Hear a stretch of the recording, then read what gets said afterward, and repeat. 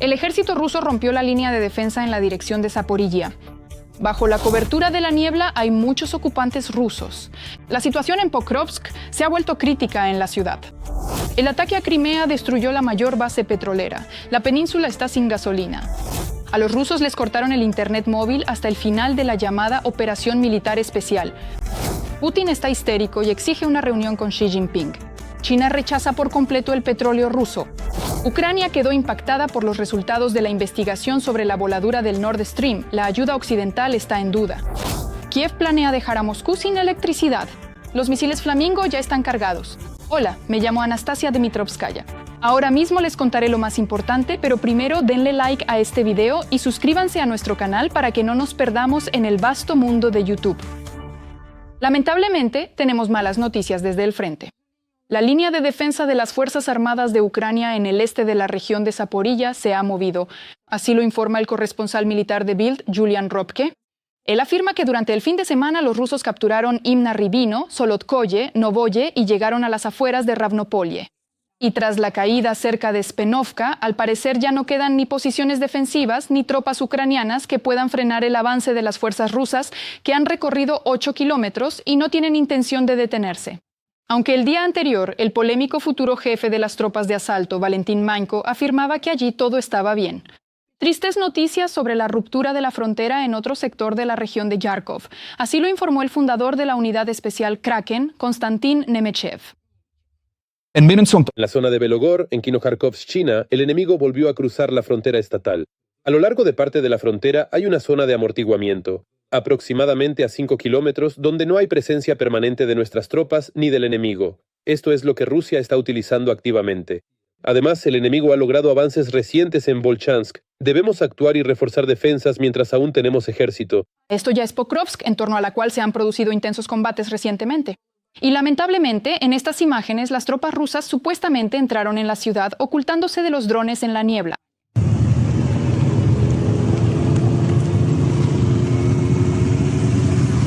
Posteriormente, esto también fue confirmado por los militares. Algunos de ellos no lograron entrar en Pokrovsk bajo la niebla, pero hasta ahora el camino de acceso está cubierto de cadáveres y motocicletas calcinadas. Sin embargo, donde entraron, allí cayeron. Los ocupantes que irrumpieron en la ciudad fueron eliminados.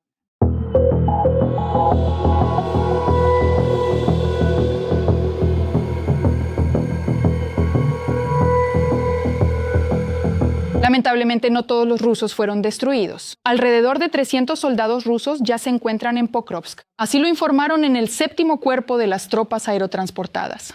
Además, el medio Financial Times informa que Pokrovsk está al borde debido a la crítica escasez de combatientes de las Fuerzas Armadas de Ucrania. Y el avance de las unidades rusas en este sector amenaza con convertirlo en una cabeza de puente para una nueva ofensiva. Pero como suele decirse, las desgracias nunca vienen solas. Y ahora en el frente entre los militares ucranianos se observa otro problema terrible y masivo. Debido a los ataques de drones, la evacuación de los heridos se retrasa y los médicos están registrando brotes de gangrena gaseosa. Es una infección terrible que destruye los músculos y mata casi al instante. Para que lo entiendan, tales lesiones no se habían visto desde la Segunda Guerra Mundial. Rusia lleva un año de retraso respecto al calendario para la toma de Pokrovsk, que debía haberse producido en noviembre de 2024. Así lo informan los medios de comunicación. Se señala que, a pesar de la superioridad numérica, los rusos no lograron romper rápidamente la defensa. Sin embargo, incluso ahora Moscú está concentrando tropas y nuevos drones alrededor de Pokrovsk, lanzando cada vez más fuerzas vivas a los barrios destruidos. Ucrania entra en el 4º invierno de la guerra. El medio escribe que la capacidad de Kiev para resistir una nueva invasión rusa dependerá de 3 factores fundamentales: la base material, la gente y la determinación. Este invierno puede ser decisivo. Rusia está produciendo más misiles que nunca, mientras que la red eléctrica dañada de Ucrania ya no es capaz de suministrar energía a todo el país. Si Rusia logra acelerar sus avances, posiblemente gracias a una combinación del colapso de las líneas defensivas de Ucrania y la disminución de la población en los principales centros cercanos al frente, podría encaminarse a forzar la sumisión de Ucrania en 2026. Además, los expertos destacan que la estrategia de Putin es capturar 7 regiones. 4 ya han sido anexionadas, más las regiones de Yarkov, Mykolaiv y Odessa, la sumisión de Kiev a través de la presión económica y la completa absorción de Ucrania. El medio señala que Ucrania aún tiene la oportunidad de ganar tiempo para presionar a Rusia, pero no puede resistir indefinidamente. El Kremlin solo cambiará su comportamiento bajo una presión económica y militar real. No puedo dejar de admirar el coraje y el heroísmo de los soldados ucranianos. Mantienen el frente y resisten a una enorme horda que los supera ampliamente en número.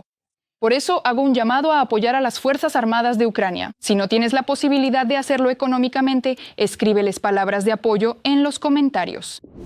Y ahora, las memorias de un soldado ruso raso, literalmente un segundo antes de encontrarse con nuestro dron. En las redes sociales publican imágenes de cómo un ocupante graba un video desahogándose sobre lo difícil que le resulta todo esto y que a pesar de todo espera sobrevivir. Bueno, en fin, véanlo ustedes mismos. No hay comunicación. No hay absolutamente nada. Durante un tiempo considerable no hubo ni comida, ni agua, absolutamente nada. Un 10 para el mando, sinceramente. Tantos cadáveres. Ya debe de hacer una semana. Tengo muchísima hambre. Hay muchos cadáveres, muchísimos. Las hojas han caído, no hay dónde esconderse. No hay. ¿A dónde correr? ¿Cómo esconderse? Espero sinceramente sobrevivir. El ruso fue a matar, pero lo mataron a él. Su madre llora, gime. Lo que pasa en el mundo no se entiende por qué razón. Después de todo, él fue a matar, pero lo mataron a él. Como resultado de operaciones especiales, se llevó a cabo un ataque contra la base petrolera de Gvardeisky en la Crimea temporalmente ocupada.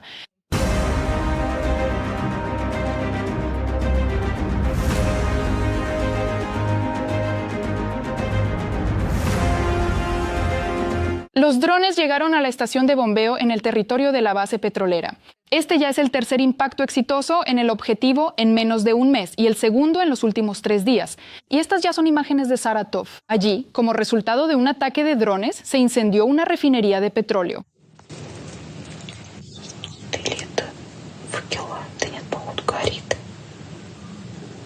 También en Volgogrado, debido al ataque a la refinería de petróleo de Saratov, el aeropuerto fue cerrado durante varias horas. Mientras tanto, en Rusia, drones desconocidos atacan una de las mayores refinerías de petróleo, Orsknefteor-Sintes, que se encuentra a más de 1000 kilómetros de Ucrania. Así lo informan los medios rusos.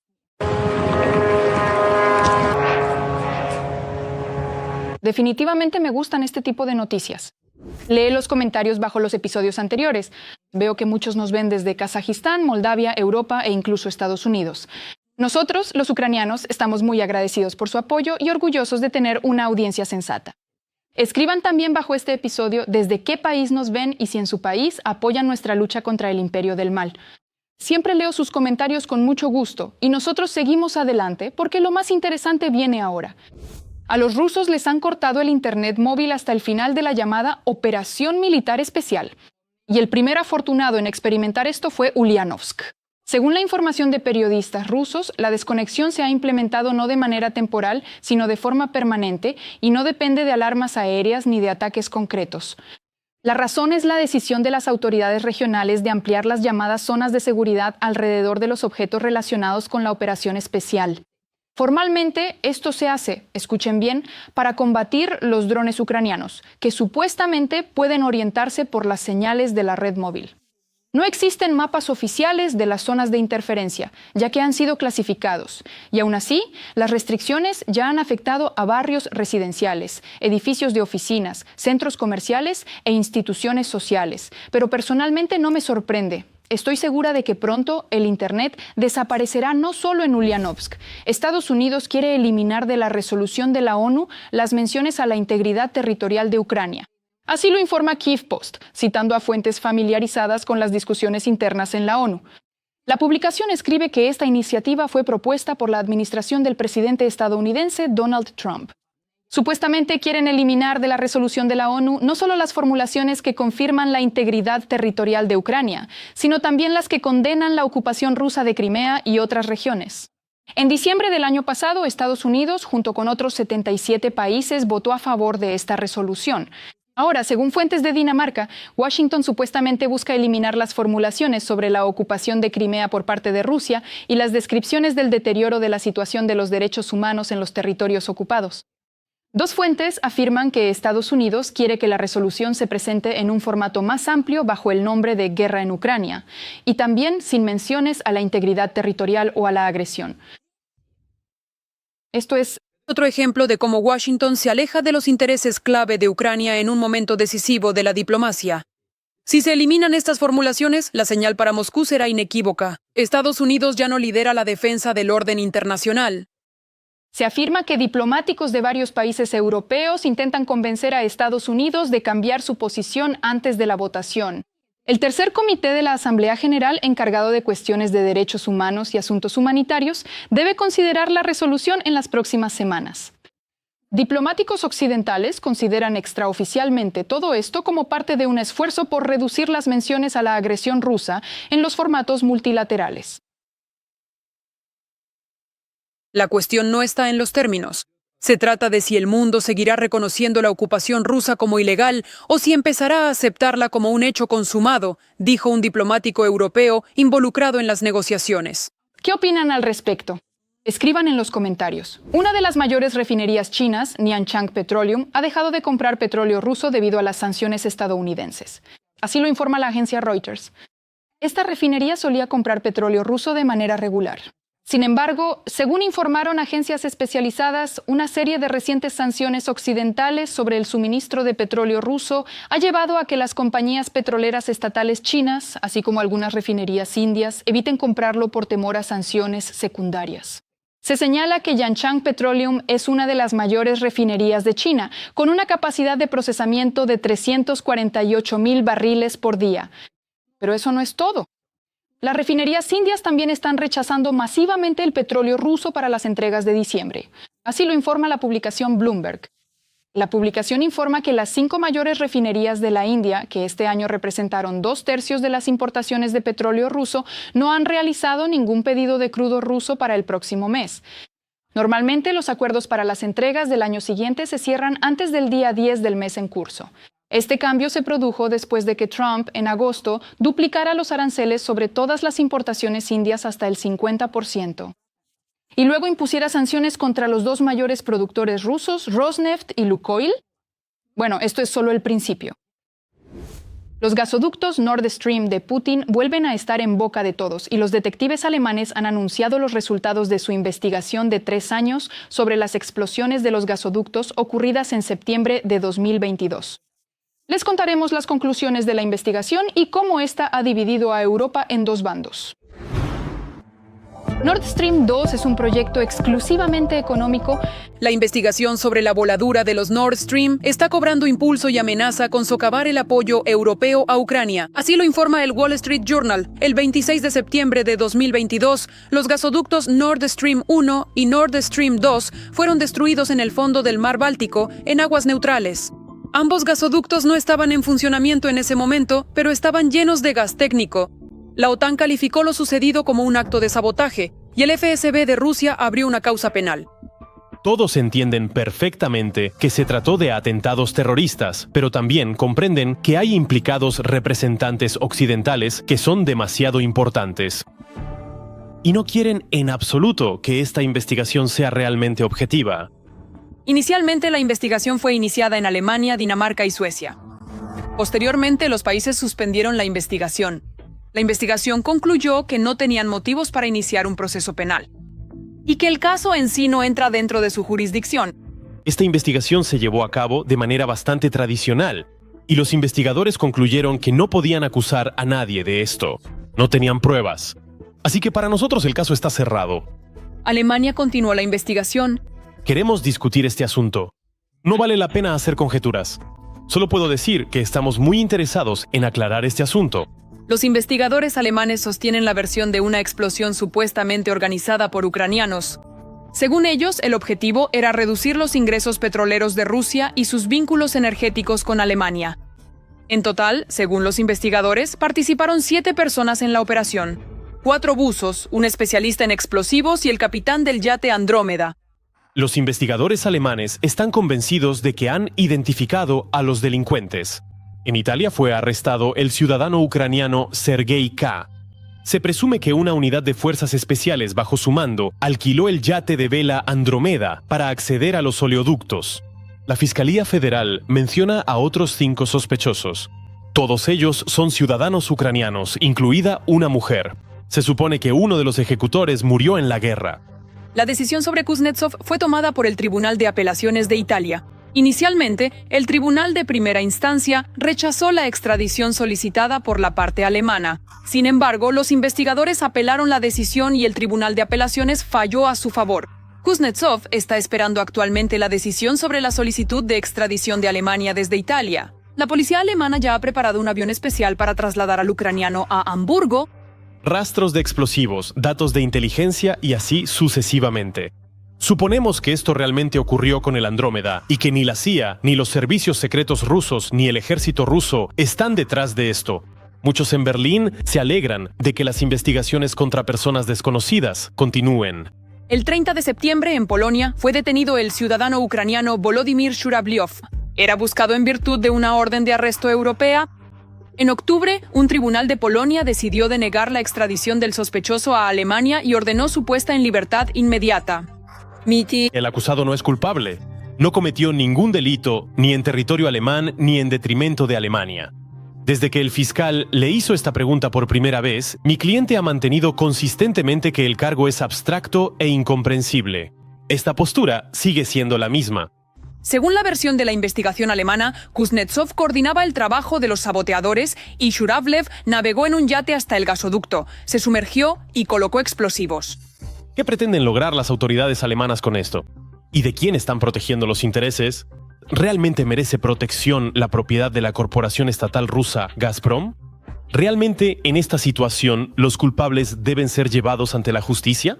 La prueba decisiva, según afirman en Alemania, fue una fotografía granulada en blanco y negro tomada por una cámara de tráfico. En ella, supuestamente, aparece el rostro de un buzo ucraniano. Varsovia considera a Zhuravlev un héroe que destruyó la fuente de ingresos más importante para la maquinaria militar de Vladimir Putin. El juez Dariusz Lubowski declaró que el caso tiene para Alemania un carácter político. Estas acciones no fueron ilegales.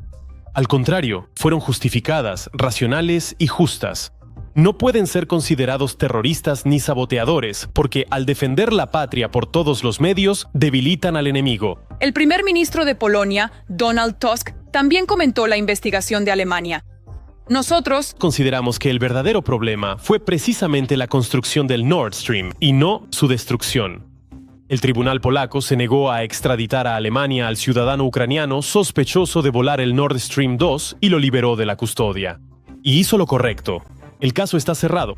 La decisión del tribunal italiano sobre la extradición de Kuznetsov podría complicar las relaciones entre Ucrania y Alemania y convertir el caso Nord Stream en una crisis diplomática, según los periodistas de The Wall Street Journal. En el plano político, apoyamos firmemente a Ucrania. Rusia lleva ya 3 años librando una terrible guerra de agresión contra Ucrania. Estamos del lado de Ucrania, pero para mí es importante que Alemania sea un Estado de derecho y que investiguemos de manera sistemática los crímenes cometidos en nuestra jurisdicción. Los amigos alemanes de Putin, el partido ultraderechista Alternativa para Alemania, ha lanzado una campaña exigiendo reducir la ayuda a Ucrania. Este año, ese mismo partido celebró el cumpleaños del dictador ruso Putin. Antes de eso, exigieron la expulsión de los refugiados ucranianos de Alemania. El primer ministro húngaro, Viktor Orbán, espera que el presidente estadounidense Donald Trump lo salve de la derrota en las próximas elecciones. Política escribe sobre esto. La publicación escribe que tras un viaje a Washington, el primer ministro húngaro se jactó de que Estados Unidos proporcionaría a su país un escudo financiero para ayudarle a afrontar la presión de la UE. Orbán insinuó una posible amenaza de congelación de la financiación procedente de Bruselas debido a la violación del Estado de Derecho en Hungría. Los medios húngaros informan que Trump y Orbán, posiblemente, acordaron un swap de divisas entre los bancos centrales de ambos países y Politika lo llama, cito, un paquete de medidas para rescatar Budapest. Al mismo tiempo, la publicación señala que, a pesar de la declaración de Viktor Orbán sobre un escudo financiero por parte de Estados Unidos, aún no hay confirmación de la existencia de ningún acuerdo oficial entre Washington y Budapest.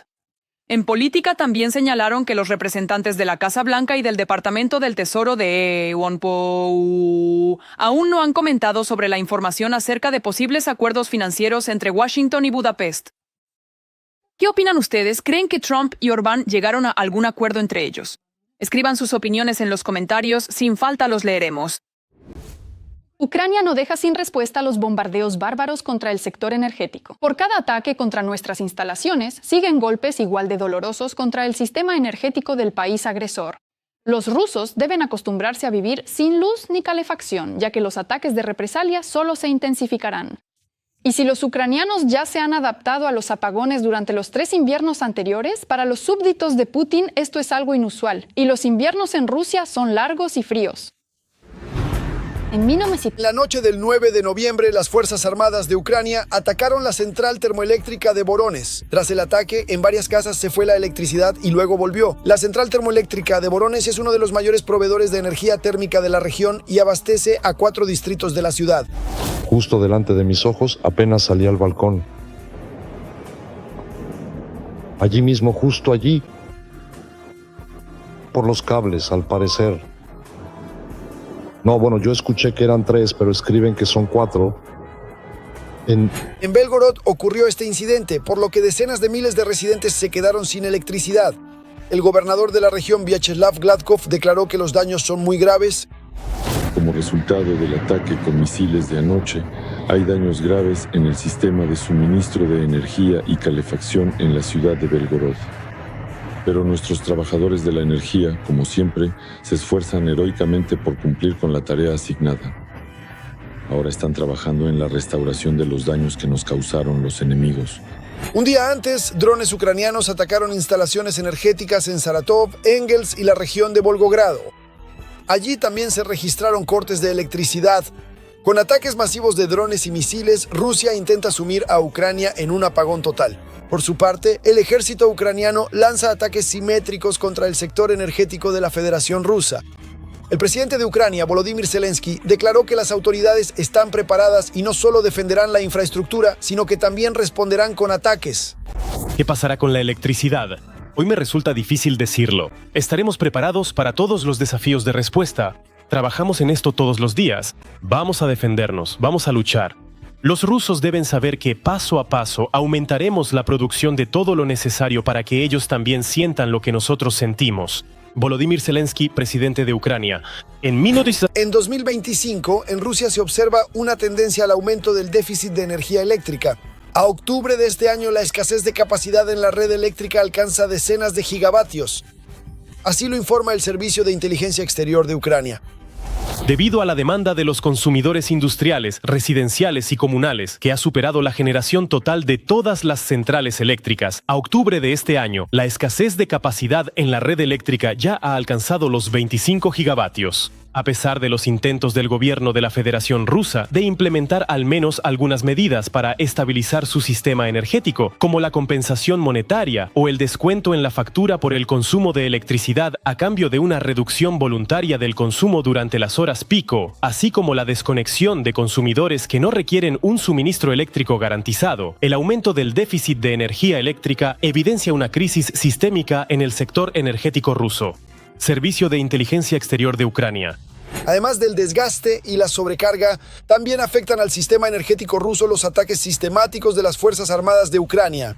Si los ataques ucranianos dañan al menos parcialmente las centrales termoeléctricas rusas, esto acarreará problemas significativos para el sector energético de Rusia. Las Fuerzas Armadas de Ucrania ya han acercado en un 60% el apagón en el sur de Rusia. Los ataques de las Fuerzas Armadas de Ucrania van eliminando gradualmente las subestaciones de alta tensión que permiten transferir electricidad entre regiones. Si además se destruyen las centrales termoeléctricas, entonces ellos tendrán una situación significativamente más complicada que la nuestra. Oleksandr Karchenko, director del Centro de Investigación Energética. No solo las regiones rusas, sino también Moscú sufren por los ataques de drones ucranianos y la falta de electricidad. Y esto tiene consecuencias muy serias. Tiene un carácter muy serio y no propagandístico directamente para el Kremlin. Recuerdo que una de las razones para iniciar la llamada Operación Militar Especial fue la cuestión de garantizar la seguridad de la propia Federación Rusa. Así lo explicaban Putin y su entorno. Vemos cómo la guerra llega directamente a Moscú. Y no solo a los moscovitas. Vemos que la geografía de los ataques con drones de Ucrania se está expandiendo. Los ucranianos ya hace tiempo que se han acostumbrado y adaptado a los cortes de calefacción y electricidad, pero para los rusos esto es una sorpresa inesperada, así que ya es hora de abastecerse de cerillas, velas y leña. Este tipo de videos se están difundiendo activamente ahora en TikTok y otras redes sociales. Y en ellos supuestamente aparece un militar ucraniano que dice que no quiere morir y llora. Quiero morir. Solo tengo 23 años. Ayúdenme. Pero todo esto es falso. El video fue creado con ayuda de inteligencia artificial. Y sí, estoy de acuerdo, parece creíble y para personas no preparadas puede incluso parecer que es un video real. Pero no, es obra de la inteligencia artificial bajo la dirección de los rusos. Ahora prácticamente están llenando el espacio mediático con este tipo de videos y fotos falsos. Y aquí hay algunos ejemplos más. Videos falsos de militares desaparecidos en la 60ª BRM. En estos videos, supuestamente sus esposas hablan sobre sus maridos. O aquí tienes otro ejemplo.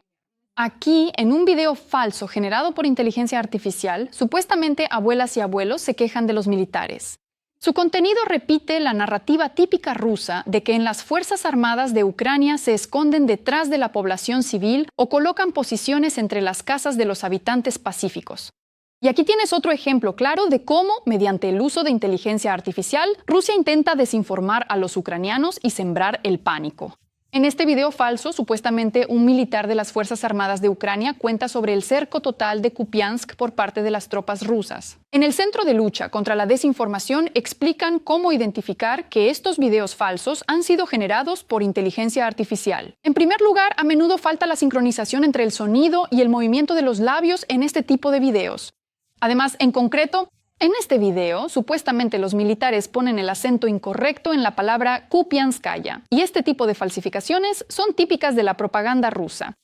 Su objetivo es sembrar el pánico entre los ucranianos, desacreditar a las Fuerzas Armadas y generar desconfianza hacia el mando militar. Así que manténganse alerta y no se dejen llevar por la propaganda rusa. La histeria en torno a Poseidón y Burevestnik en los estudios de la propaganda rusa no termina, solo va en aumento. Y además, los Skaviva y los Popov han encontrado un nuevo enemigo. Y no es Zelensky ni Trump. En los nuevos ataques de la servidumbre mediática de Putin. A continuación, en nuestro reportaje. Esta semana, la propaganda rusa volvió a superarse en el nivel de absurdo y densidad de disparates. Por ejemplo, en el estudio del principal telepredicador Solovyov, de nuevo hay truenos y relámpagos. Vemos lo que está ocurriendo ahora. Se está llevando a cabo un ataque activo contra nuestras refinerías de petróleo. Solo tengo una pregunta. ¿Alguna vez vamos a empezar a prestar atención a esto? Esta vez, el motivo de la aflicción universal y la justa indignación fue que Ucrania, a pesar de todo lo que ya ha sido destruido hace tiempo, sigue atacando regularmente las refinerías de petróleo rusas.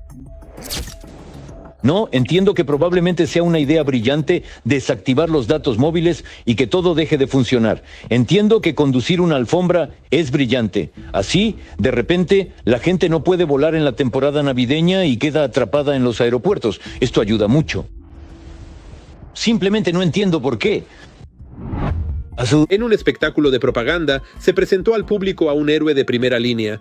Un hombre que parece más un personaje de pesadilla en Elm Street que un soldado sonríe mientras describe cómo abordó creativamente el asesinato de niños y civiles.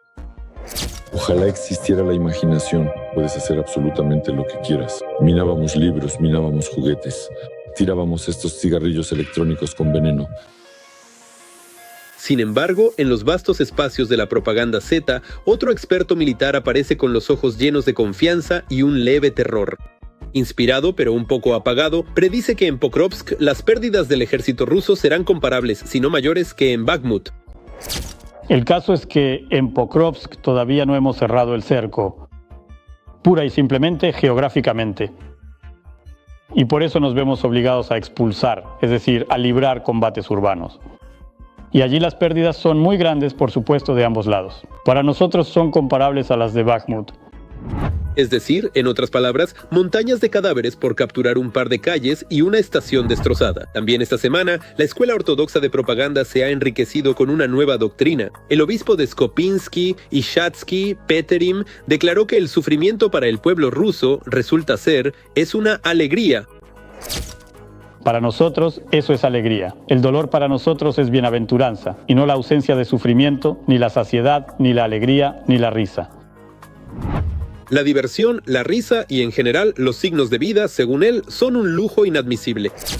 Y el Señor dice: ay de vosotros los que ahora reís, porque lloraréis. Nuestros antepasados, los suyos y los míos, sabían bien dónde estaba la alegría, la felicidad y el sentido de la vida. En el cielo, no en la tierra. Aquí solo hay sufrimientos. Basta ver cómo, con la sonrisa de siempre en sus rostros y el fuego de la locura en sus ojos, en la televisión rusa vuelven a amenazar al mundo con armas nucleares, presentándolo como si esto no fuera el fin de la civilización. Veremos las flores de avellano y finalmente a Poseidón Sarmat. ¡Qué belleza! Porque al fin y al cabo verán lo hermoso que vuela el petrel sobre la canosa llanura del mar. Pero aquí la sonrisa claramente desaparece del rostro. Con la alegría por el gran regreso de la industria automotriz nacional, en Rusia presentaron la nueva Niva. Un motivo de orgullo por la sustitución de importaciones y otra razón para historias patrióticas. Niva, por favor, te lo ruego. Oh, por favor, dime que me lo imaginé. Dime que eso no es tuyo. 30 kilómetros recorridos. En las extensiones rusas, otro predicador de los valores tradicionales se destacó en una transmisión en vivo. Roman Antonovsky, ferviente monárquico zeta, profesional de la oscuridad y autoproclamado pensador ortodoxo, de repente no pudo recordar ni la fecha de nacimiento de Cristo ni el nombre de su padre. Por cierto, ¿cómo se llamaba el padre de Jesús? El padre de Jesús fue el Señor para nosotros. El nombre del padre de Jesús. ¿Pero quién lo crió? ¿Quién lo crió? ¿Quién crió a Jesús? Jesús para nosotros es hijo del Señor y de la Virgen María. Eres cristiano, eres creyente, sales regularmente en el canal de televisión Spaz. Les dices a todos los demás que deben ir a la iglesia. Te hago una pregunta muy simple, cuya respuesta sabe mi hija de 3 años, porque por cierto, ella nació. Por cierto, ¿cuándo nació Jesús? Bueno, ahí hay alguna fecha. Bueno, ¿cuándo nació él? Bueno, nací hace 2025 años. No, fecha. Bueno, un mes. Del nacimiento de Cristo. Es decir, un hombre que diariamente enseña a toda la nación cómo amar correctamente a Dios, al zar y al tanque, fue incapaz de nombrar ni siquiera las cosas más básicas de la Biblia. Ahora mismo, la historia de una mujer desplazada de la región de Donetsk. Una mujer relata cómo los ocupantes entraron en su patio con una granada y después del horror que tuvo que soportar, decidió cambiar al ucraniano, pero no pudo abandonar el pueblo ocupado de inmediato. Yo hablaba ruso en 2014, cuando ellos entraron a mi patio con una granada y dijeron: hemos venido a liberarte. Entonces cambié al ucraniano. Yo apoyaba a Ucrania, todos lo sabían, y recibí una advertencia. Todos los días me sentaba, miraba la carretera y lloraba. Ya no aguantaba más. ¿Qué le parecen nuestras noticias? Escriba qué deberíamos cambiar para mejorar. Sin duda, lo tendremos en cuenta. Mientras tanto, denle like a este video para apoyar lo que hacemos. Y no olviden suscribirse a nuestro canal Ucrania Hoy para no perderse nuestros próximos episodios. Nos vemos.